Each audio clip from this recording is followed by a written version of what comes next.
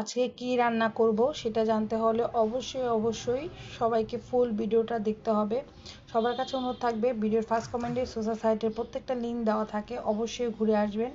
আর please সবাই ফুল ভিডিওটা দেখবেন, ভালো লাগলে লাইক কমেন্ট করে দিবেন আর পেজটির পাশে থাকবেন। ধন্যবাদ। Hello everyone, welcome to my all page and my YouTube channel and my Facebook profile. Please follow all page and subscribe my YouTube channel. Thank you. আসসালামু আলাইকুম, নতুন রান্নার ভিডিওতে সবাইকে স্বাগতম জানাচ্ছি। এই যে দেখতে পাচ্ছেন, এগুলো হচ্ছে চাল কুমড়া। এগুলো হচ্ছে হালকা আমি সুন্দর করে কেটে ধুয়ে ভাপ দিয়ে নিয়েছি। এরপর হচ্ছে আজকে ট্যাংরা মাছগুলি, নদীর ট্যাংরা মাছগুলি একটু ভেজে রান্না করব। আমার বেবিরা বলেছে যে ভেজে রান্না করলে নাকি খাবে, তার জন্য করা। আর এখানে হচ্ছে কাঁচামরিচ কেটে রেখেছি, রসুন আর এই হচ্ছে পেঁয়াজ, সব কিছু রেডি করে দেন হচ্ছে রান্নায় চলে যাচ্ছি। প্যানতে সরিষার তেল দিয়ে মাছগুলো আমি হচ্ছে হালকা হলুদ আর একটু লবণ দিয়ে সুন্দর করে মাখিয়ে রেখেছিলাম। দেন মাছগুলো আমি ভেজে নিচ্ছি।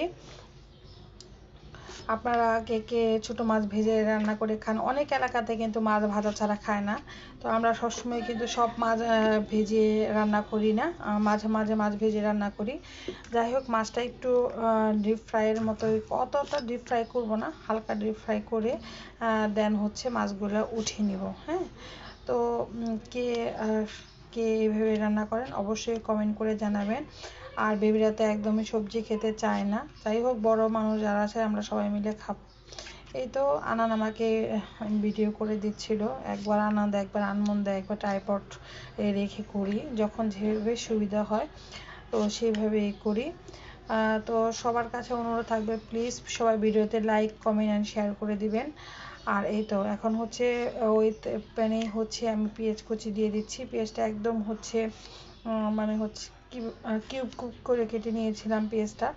পেঁয়াজ কেটে এরপর হচ্ছে সব ধরনের মশলা আমরা অ্যাড করব। তো কে কে এইভাবে মাছ রান্না পছন্দ করেন অবশ্যই কমেন্ট করে জানাবেন। এরপর হচ্ছে কাঁচামরিচ আমি অ্যাড করে দিয়েছি।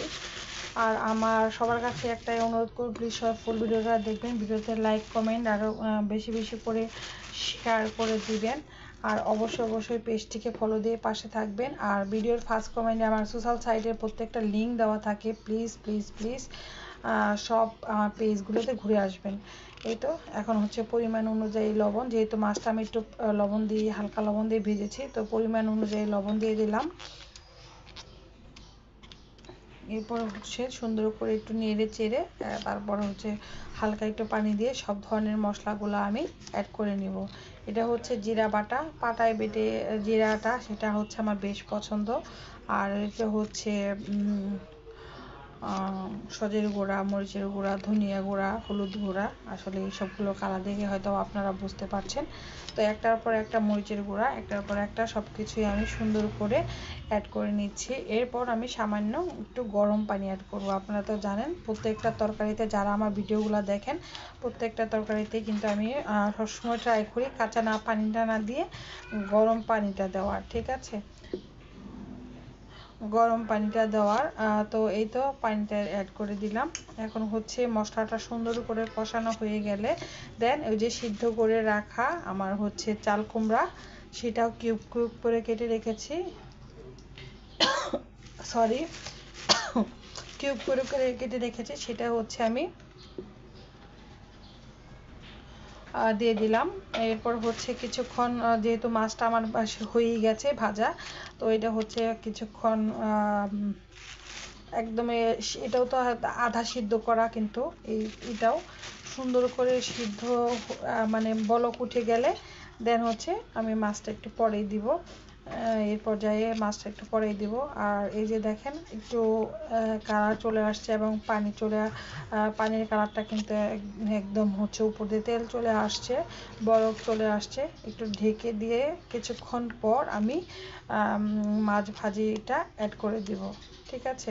দেখেন কি সুন্দর একটা মাশাআল্লাহ কালার চলে আসছে। এখন হচ্ছে আমি মাছ, যেহেতু আমাদের ভাজি করা, এটা তো সিদ্ধই তরকারি, মানে সব কিছু সিদ্ধই, দেন হচ্ছে আমি এখন মাছগুলো একটার পর একটা অ্যাড করে দিব। তো ছোট মাছ, খেতে ভালোই লাগছে। তো এটা হচ্ছে কয়েকদিন আগে ভিডিও শ্যুট করা। তো আজকে হচ্ছে আমি ভয়েস ওভার দিয়ে এটা হচ্ছে আপলোড করার ট্রাই করবো ইনশাল্লাহ। সবাই আমার জন্য দোয়া করবেন। আর আমি একটু সিক, আপনারা তো ইতিমধ্যে অনেকেই জানেন, আমি আমার পেজে কিন্তু অলরেডি আপডেট দিয়ে দিচ্ছি। তো সবাই ভালো থাকবেন। আমার রান্নাটা কেমন লাগলো অবশ্যই কমেন্ট করে জানাবেন। ধন্যবাদ।